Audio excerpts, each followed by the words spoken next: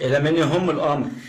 هحكي لكم موقف صغير كده. انا كنت قاعد على القهوه النهارده بتاعتي، في عيل 8 سنين كان مشعبط في عربيه ورا، وقع على دماغه.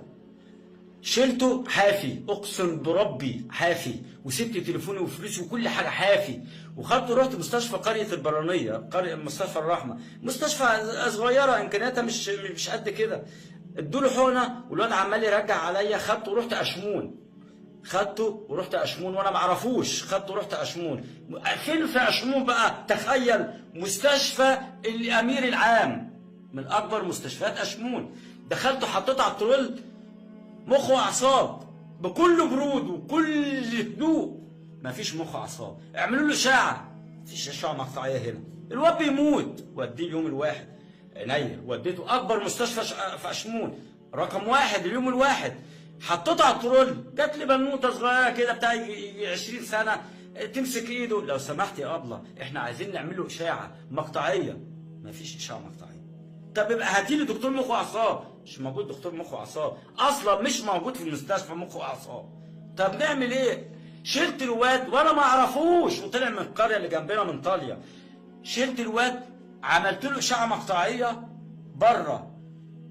مفيش اشاعه مقطعيه ولا رعايه ولا دكتور مخ واعصاب في اكبر مستشفيتين في مركز اشمون. خدته ورحت للدكتور ابراهيم الاحمر، عملت اشعه خارجيه من بره، ورحت للدكتور ابراهيم الاحمر قال لك لا ده لازم يتحول شبين حاله، مستشفى شبين حاله. ليه يا دكتور؟ عايز رعايه. اكبر مستشفيتين في اشمون ما فيهمش دكتور مخ واعصاب.